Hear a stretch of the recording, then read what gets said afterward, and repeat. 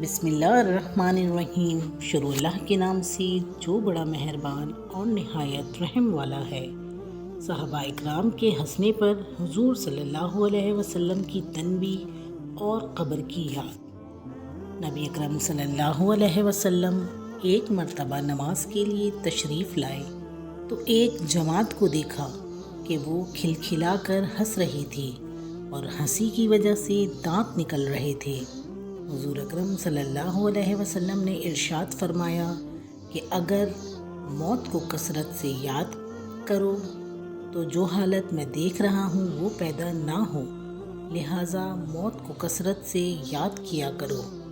قبر پر کوئی دن ایسا نہیں گزرتا جس میں وہ یہ آواز نہ دیتی ہو کہ میں بیگانی کا گھر ہوں، تنہائی کا گھر ہوں، مٹی کا گھر ہوں، کیڑوں کا گھر ہوں۔ جب کوئی مومن قبر میں رکھا جاتا ہے تو وہ کہتی ہے کہ تیرا آنا مبارک ہے، بہت اچھا کیا تو آ گیا۔ جتنے آدمی زمین پر چلتے تھے تو ان سب میں مجھے زیادہ پسند تھا۔ آج تو میرے پاس آیا ہے تو میرے بہترین سلوک کو دیکھے گا۔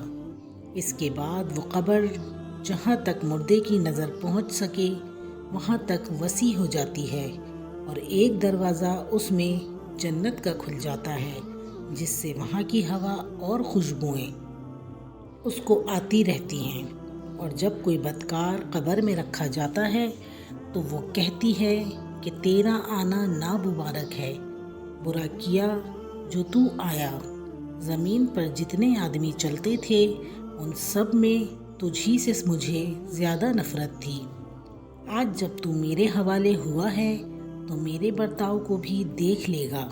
اس کے بعد وہ اس طرح سے اس کو دباتی ہے کہ پسلیاں آپس میں ایک دوسرے میں گھس جاتی ہیں اور 70 اژدہے اس پر ایسے مسلط ہو جاتے ہیں کہ اگر ایک بھی زمین پر پھونک مارے تو اس کے اثر سے زمین پر گھاس تک باقی نہ رہے، وہ اس کو قیامت تک ڈستے رہتے ہیں۔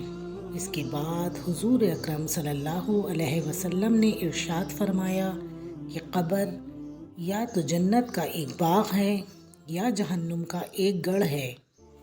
اللہ کا خوف بڑا ضروری اور اہم چیز ہے۔ یہی وجہ ہے کہ حضور اقدس صلی اللہ علیہ وسلم اکثر گہری سوچ میں رہتے تھے، اور موت کو یاد کرنا اس لیے بھی مفید ہے۔